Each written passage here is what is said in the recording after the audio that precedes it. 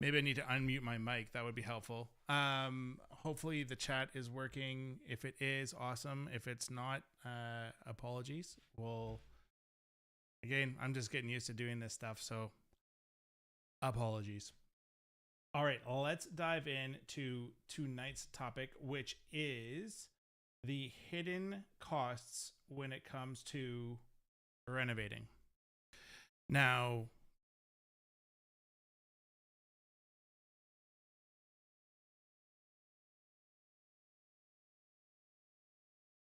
desperately trying to get myself organized here. Jesus, my bad. So, tonight I want to just kind of see if I can help everybody understand a little bit better what to anticipate and what to expect when you are thinking about doing any sort of construction project. I mean, tonight we'll maybe lean a little bit more towards renovating, but I mean, what we're going to talk about tonight really does transcend any sort of residential construction project, be that doing a renovation or building a new home. And I think for a lot of people, when you're thinking about doing any sort of construction project, you're thinking about the pretty stuff that you're going to see on the outside of the drywall. You're not necessarily taking any time to think about what are things going to look like behind the drywall when you start doing demolition. You're not necessarily thinking about the incremental amount of work and cost that might be thrust upon you by whatever municipality you live in. So for the beginning, 5 to 10 minutes of this evening's chit chat, and let me just put a message out here and see. Once upon a time, I used to kind of have a better idea of what's going on here, but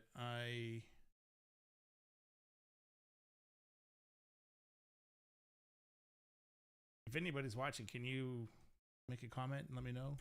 Can you see me?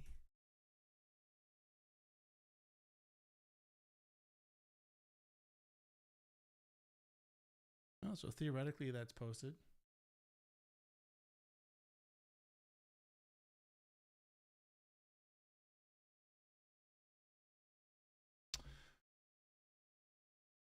Just move that over so I don't have to look quite so far away when I'm replying to y'all.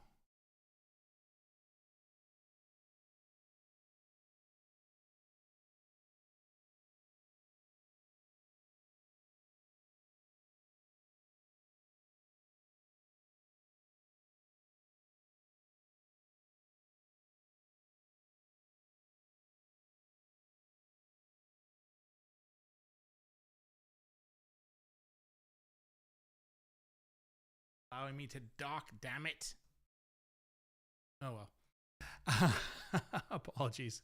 So when we are looking at our renovations, there are a number of different things that we can think about and consider when it comes to those costs. So we quickly, there could be some sort of engineering fees that come into play, city connection fees, civil fees, that sort of thing. So let's just kind of dive, dip our toes into that a little bit and see what these costs might be. So let's talk about geotechnical issues. So, anytime you're adding anything to your home or you're building a new home, currently at least under Part 9 of the building code, you theoretically shouldn't need to have a geotechnical engineer, but good luck finding a municipality that doesn't require you to hire one. Now, obviously, geotechnical engineers, they come at a price. They charge for the services and the designs that they come up with. And so I think, that's one piece of the puzzle, but that's not necessarily where the bleeding stops, because what those geotechnical engineers demand that you do, you have to do, because they need to sign off on you having done that work in order for you to pass that inspection. So, again, I'm not saying that geotechnical engineers are terrible people or make us do terrible things. Not at all. I mean, they're very important, and they allow us to build safe, solid, long-lasting structures. More my point is, you just need to know that there's going to be a cost associated with their design and what they do, and also with what they may recommend or demand. And, more often than not, what we find and where we find the incremental cost coming from is when we're mid construction and we're like doing an excavation and we've got a particular design, a footing design or whatever else. And geotechnical engineer rolls up on site and it's like, ooh, that soil is not very hard. We're going to need to increase the footing size, or we're going to need to shore up this bank because the soil looks like it might slough into the excavation or anything like that, right? So, what the geotechnical engineer says goes. And at the end of the day, you, the homeowner, or if you're a developer, you're on the hook to pay it. So that is just one, example of hidden costs. Now, one that a lot of people don't necessarily realize or understand is when you're doing any sort of renovation, especially when it starts to get over 250 grand, which by the way is a ridiculously low number to be setting as the threshold. Like honestly, it's embarrassing to say it, but you really can't do a lot. Not even, $250,000 on a renovation really isn't moving the needle very far. And I feel like it's a very low bar that the municipalities have set for flagging any sort of infrastructure upgrades on their end. And of course, our beloved bureaucrats, because heaven forbid they run their books like business people. If you're doing a renovation, the municipalities, at least here across the Lower Mainland currently, they're going to charge you to upgrade your water main. And you might get excited and think, hey, I'm going to get a new water main. You're going to get a new water main that is brought to your property line. And you don't have a choice as to whether or not you want to get that water main upgrade. They will force it upon you, but it will only go to the property line.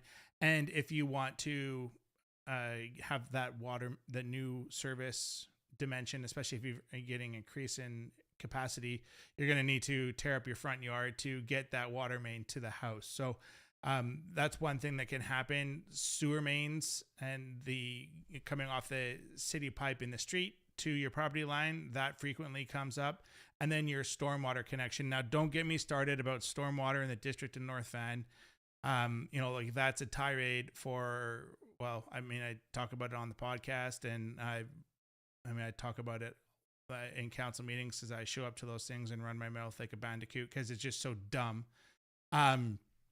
Nonetheless, you're looking at thousands and thousands and thousands of dollars. And so we're getting a couple permits in the last few months here. I think we were looking at between $4,000 and $6,000 for the water main, $25,000 for the storm connection, and I think it was like another $8,000 to $10,000 for the sewer connection.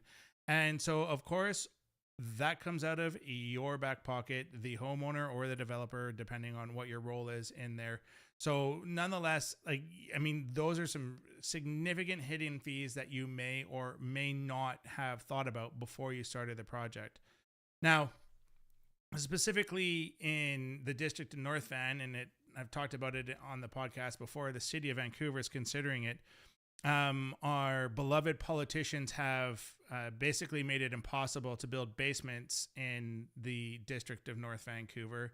And if you want to try and build a basement in the district of North Vancouver, you're hiring a civil engineer on top of a geotechnical engineer. And even then, you probably can't build a basement in the district of North Vancouver. So what's happened is the municipalities have offloaded and off-put the responsibility of taking care of their own infrastructure, and they've basically put it back onto the homeowner. So instead of designing and coming up with systems and apparatuses on their property that will deal with a stormwater when there's an influx, like if you have a heavy rain day or something like that.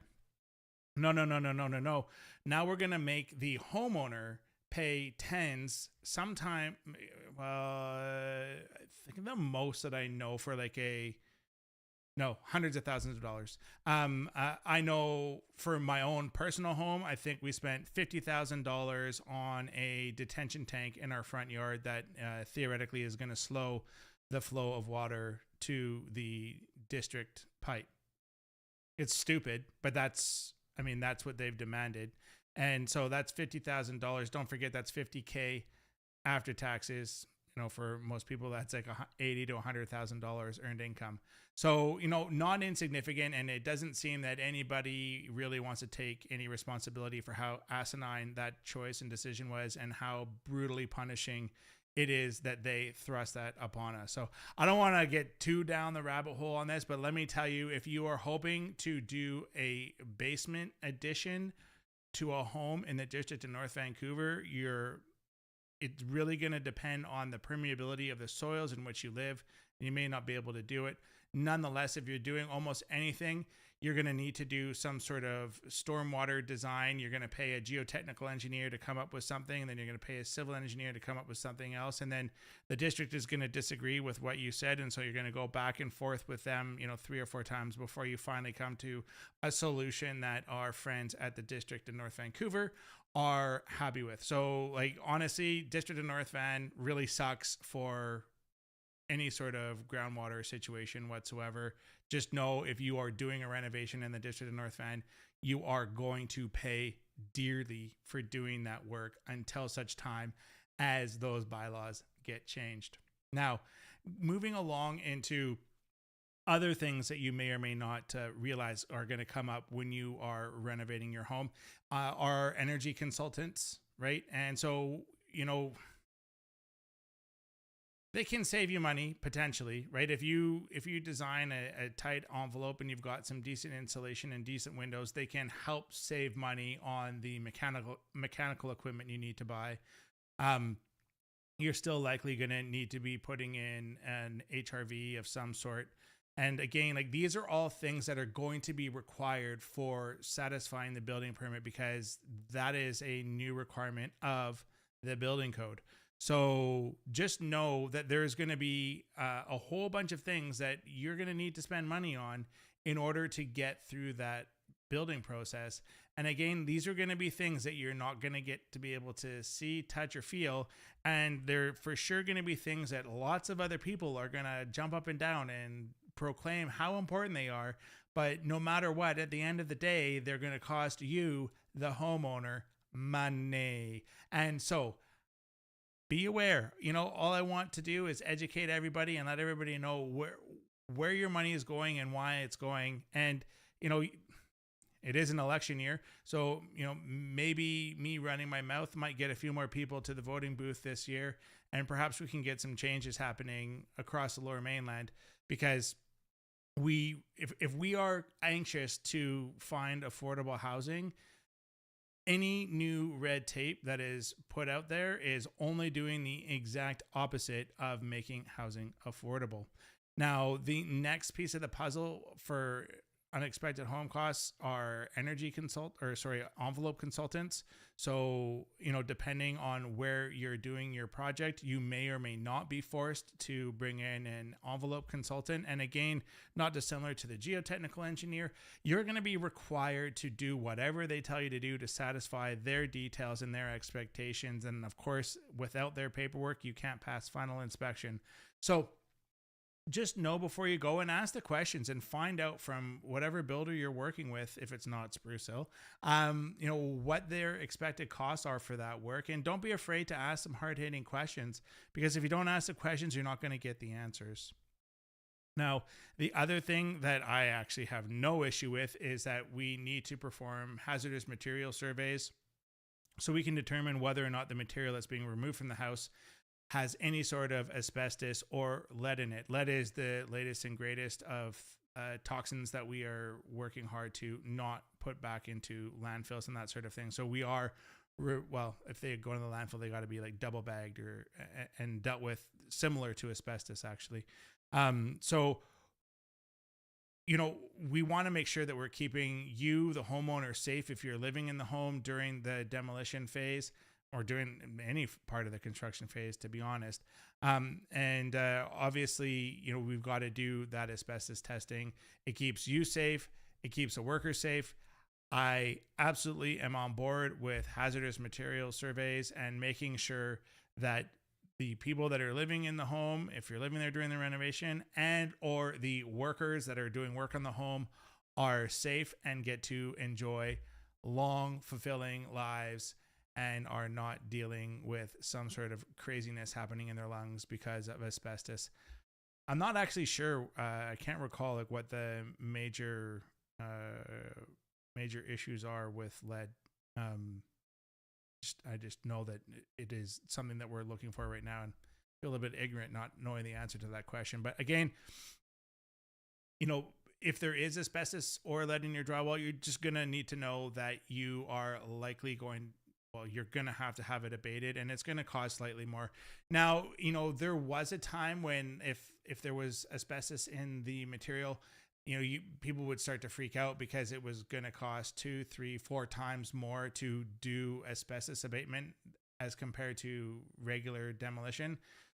It comes up and it happens so often now, and people are so used to dealing with it. Like the price of dealing with asbestos abatement, I mean, it is definitely more expensive than just doing traditional demolition work, but it's not egregious. Honestly, it's not. I mean, I don't know, it's like maybe 15 to 20% more.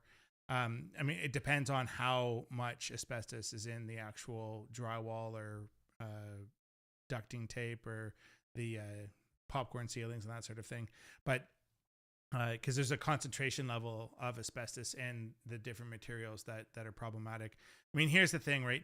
If you are living in a home built after 1985, yes, you're still going to have to do this hazmat survey, but the chances of finding anything, or well, especially finding asbestos, almost zero.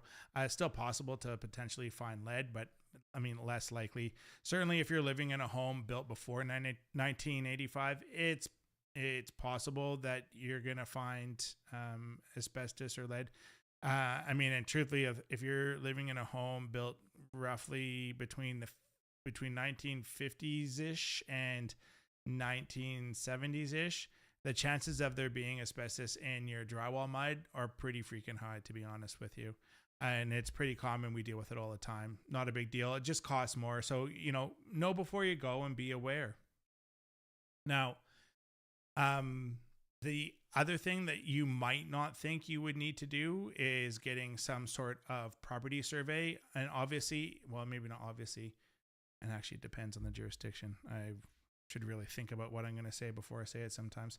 Um, the If you're doing an addition, second story, or off the side of your house, you're going to need to have some form of land survey performed.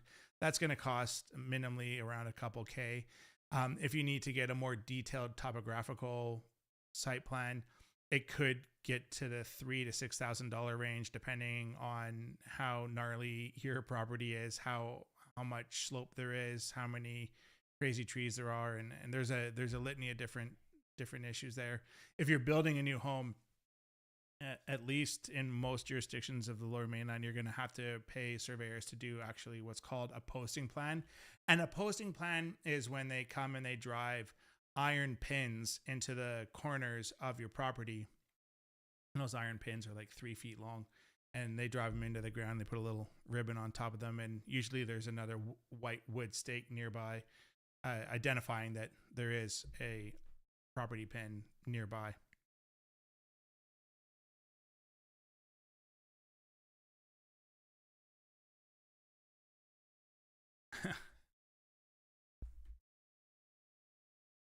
Thanks, Kyle. I don't know how to change it.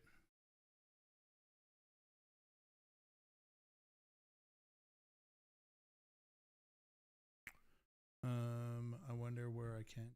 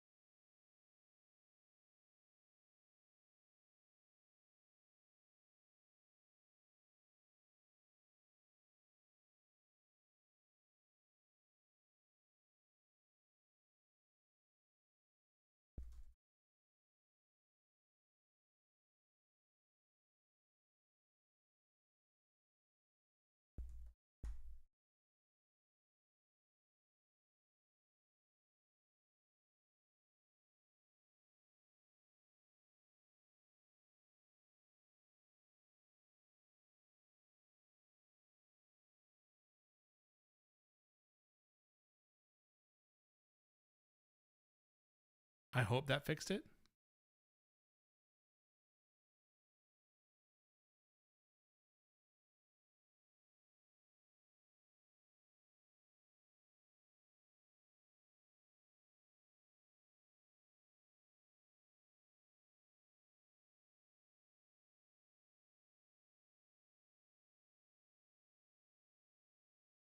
I hate it when I'm not like super proficient at everything. It's the most annoying thing. But learning how to do this live stuff has certainly been a learning curve. I mean, I've got the background and the settings all looking great, but apparently I still have some room to learn on the technology side of things. Bear with me.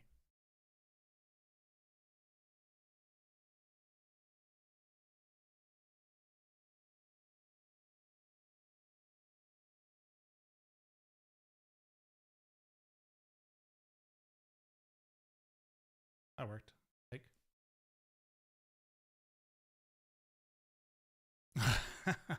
thanks, Kim. It's been a day. I'm not gonna lie. It has been a day. So getting back to the survey side of things, so land survey is going to cost you somewhere in the vicinity of $2,000 to $6,000. Really depends on how complicated your property is.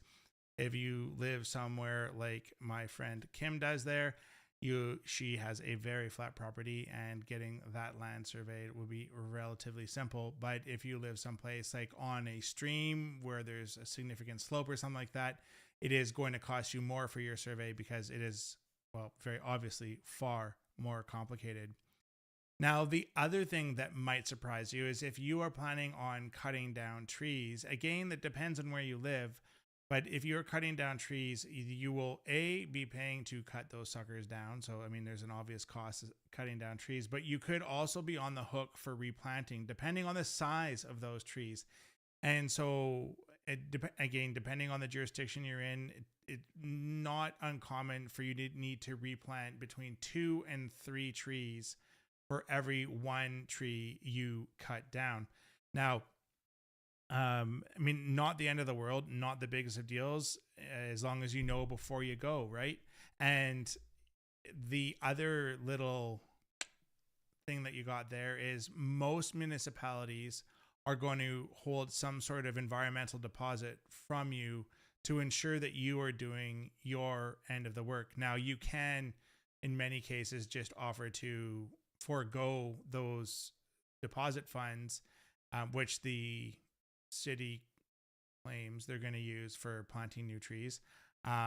Hopefully they do. I don't see a lot of trees getting planted anywhere where I live anyways. We got lots of, I'm in Inland Valley, so we got a lot of trees here. But you know,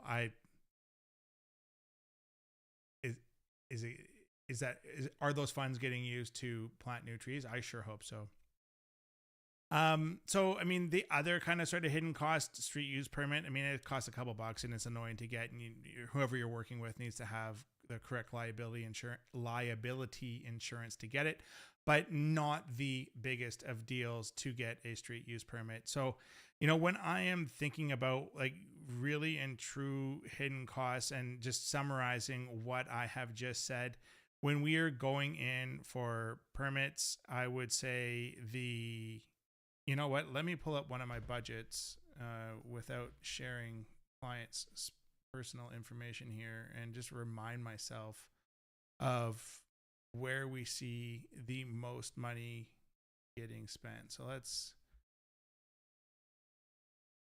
the nice thing about the budgeting tool that we use here at Spruce is like I've got everything kind of sort of broken out. So it walks us through everything. So certainly, land surveying is something that, I mean, I don't think too many people are surprised by it, but it certainly is. It definitely has a cost to it.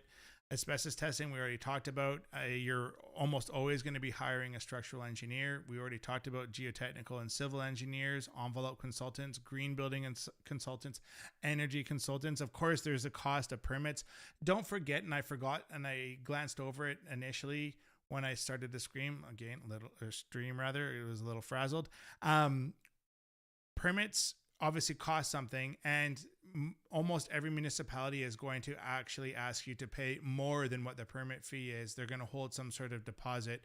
could be five, could be $10,000. And they're going to hold that money until such time as you have passed final inspection, in which time they will give that money back to you. But again, when you're trying to plan your finances and know how much money you do or don't have at any point in time, you need to know that you are going to have, if you're cutting down trees, you're going to have somewhere in the vicinity of $10,000 to $15,000 sitting on deposit with the municipality that will come back to you eventually at the end of the project, but you won't have access to that beforehand. Now, the other pieces of the puzzle there, course of construction insurance. We didn't talk about that yet. Thank God for my list.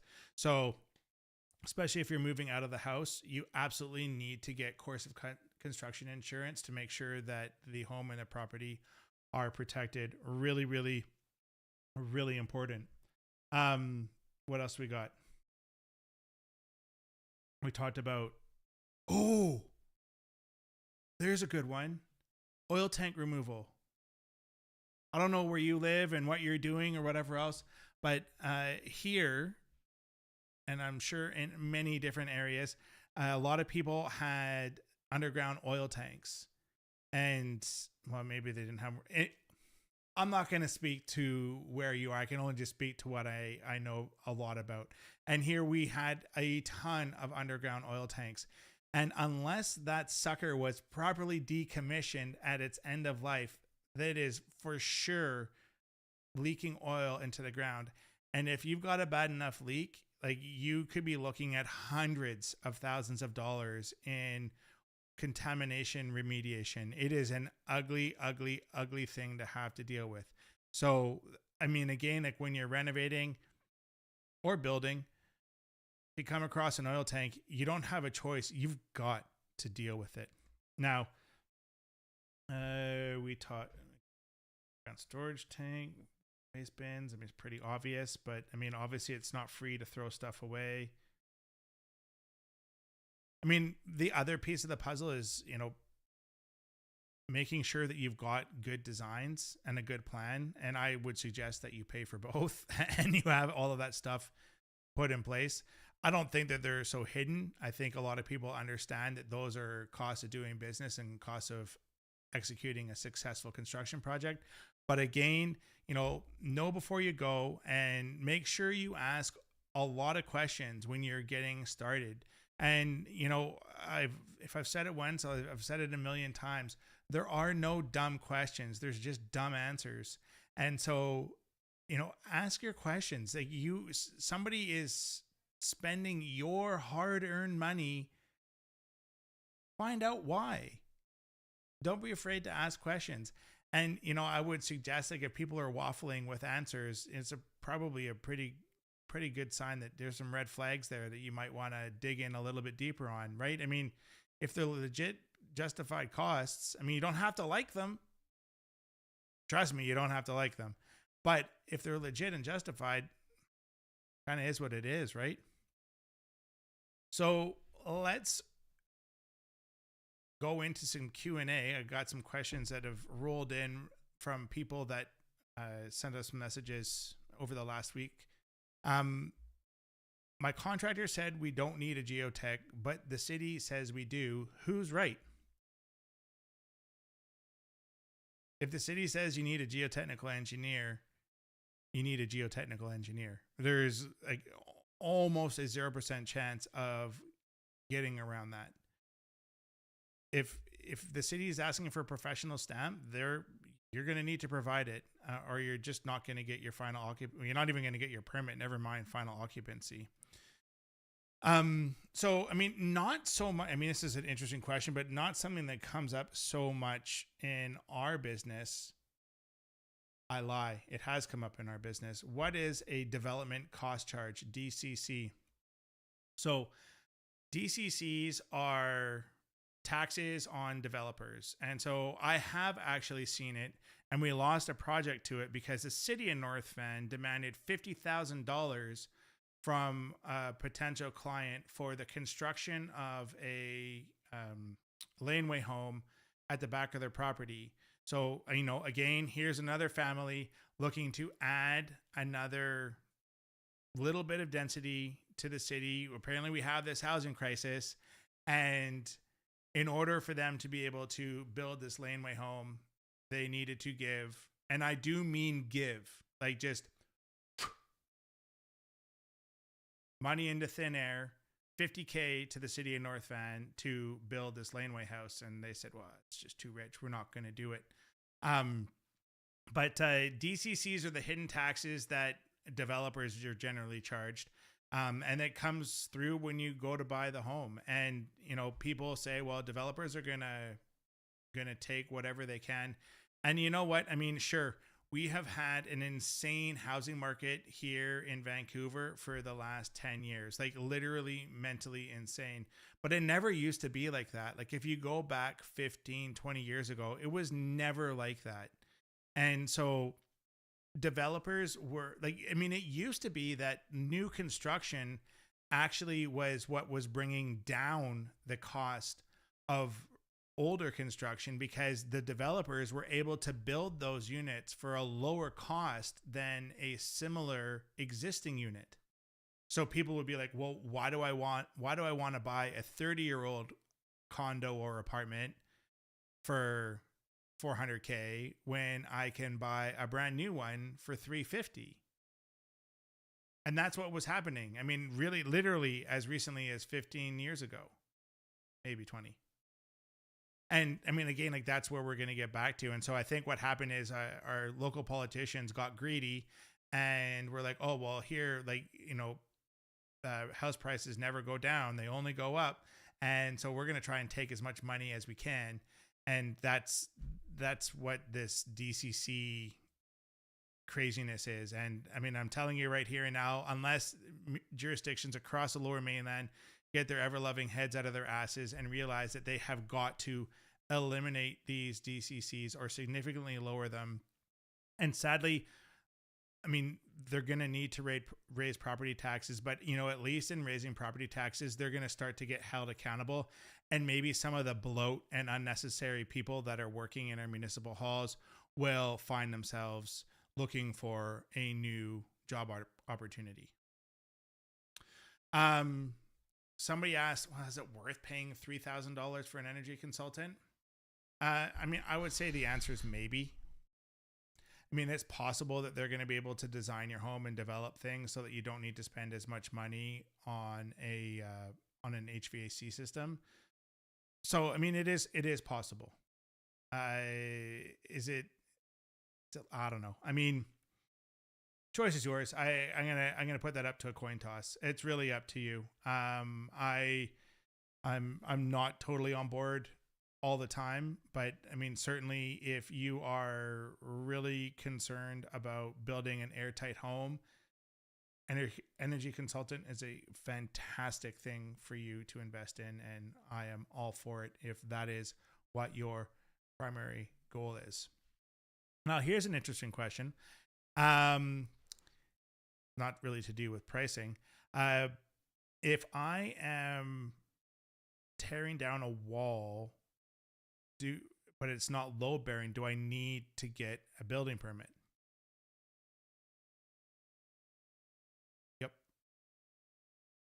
If you're adding, moving, or removing any wall, interior, exterior, doesn't matter, structural, non-structural, you're supposed to get a building permit. Hopefully that helps to clarify things and make it easy to think about in the future.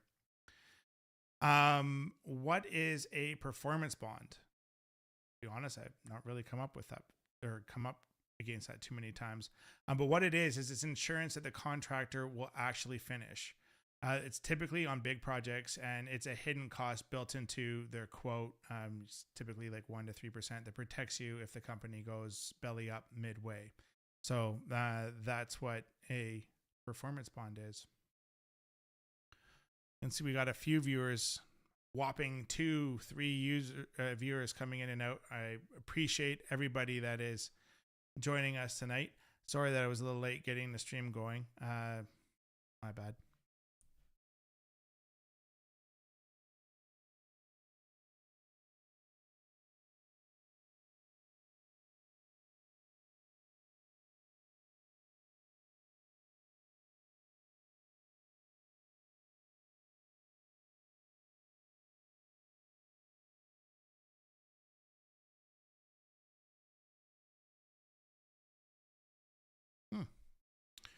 Here's a great question. What happens if my electrical panel upgrade is rejected by the city?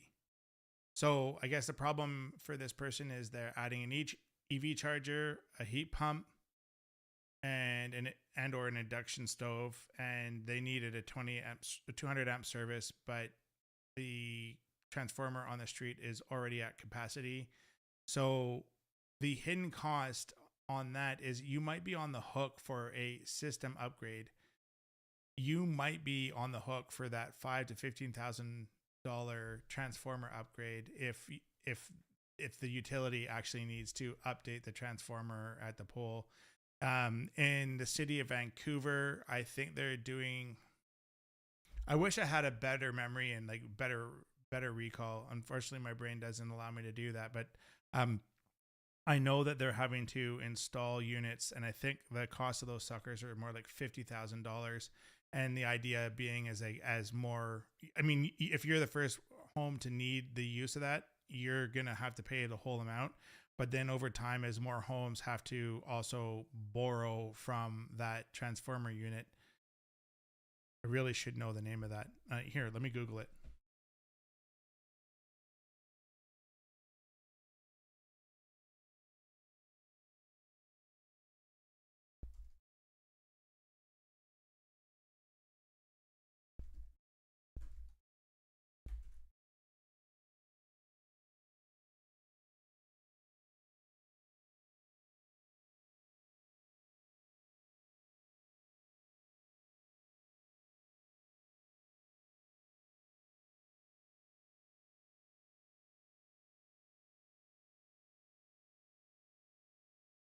I definitely got the wrong answer to that question.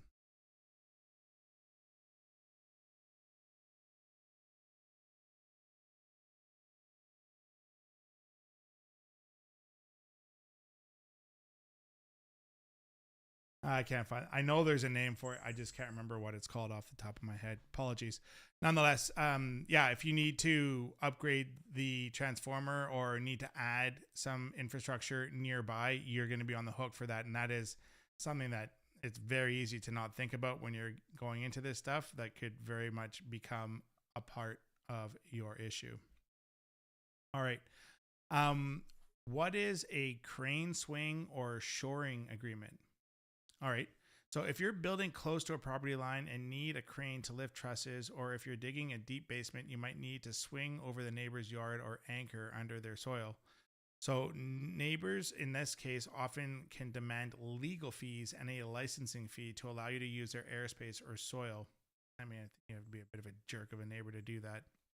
Maybe if they're having to like tunnel underneath your soil or underneath your home or something like that. But I mean, you have to be a real jerk to not let somebody bring the material over. That said, if somebody is doing work nearby and they need to bring material over your house, you better make sure that they've got liability insurance. Because if that chain breaks and it drops on your house, you're going to want to make sure it can get fixed. The sidewalk scrape. Well, I don't.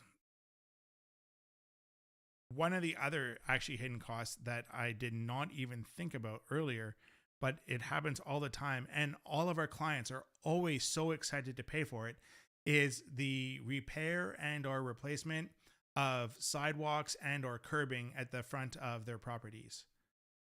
I mean, nothing brings people more joy than watching 3 to 10 people form and pour 10 feet of sidewalk and or curbing, and frequently costs somewhere in the vicinity of $2,000 to $8,000 is what it is. That's part of doing business, but that is actually a really, really good point. Missed hidden costs from earlier: sidewalks, curbs, letdowns, whatever you want to call them. They all cost money to fix and replace, and there is no getting out of it. If the condition of your front of your property where it touches the street is crap, they're going to make you pay for a new curb, and or if you're having to disrupt the sidewalk in front of your house to do that utility work we were talking about earlier, you're going to need to pay for that new sidewalk as well.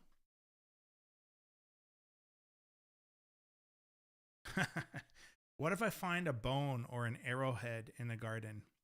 I am not at liberty to give you my opinion as to what to do in that situation. Next question. Why is my house too leaky? So in 2026, energy codes have become extremely strict. And it's possible that after your renovation, you may be required to pass what's called a blower door test.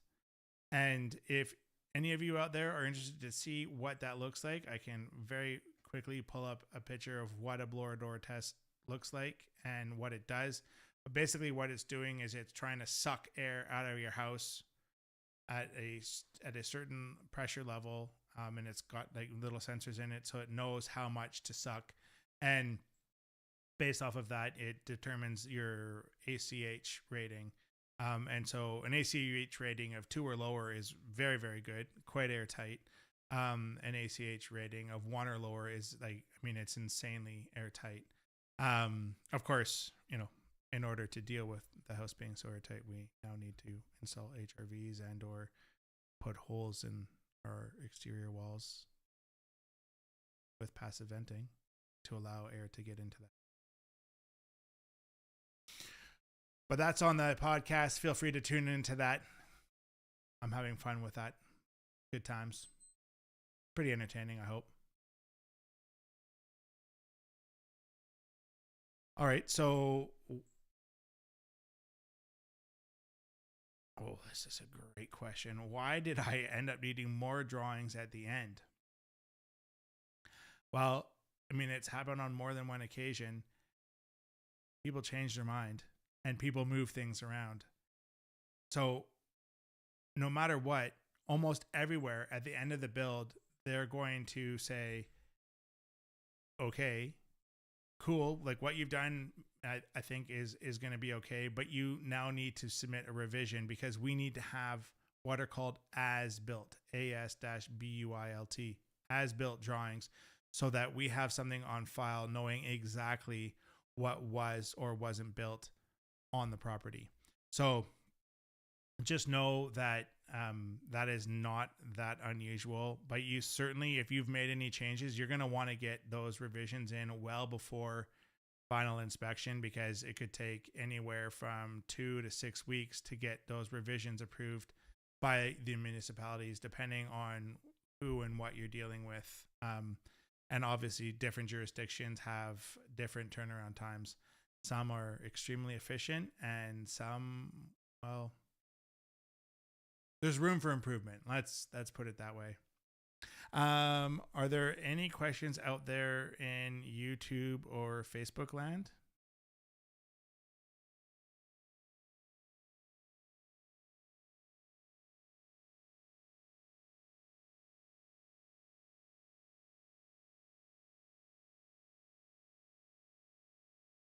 If there's not, I may wrap up a little bit early tonight. It's been a long day already. And I think I've survived this so well, despite the rocky start.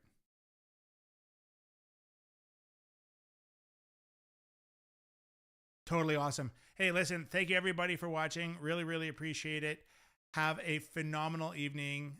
Thank you so much. If you find our content helpful, educational, informative, we sure would appreciate it if you would like our content, subscribe to the channel. We're on TikTok.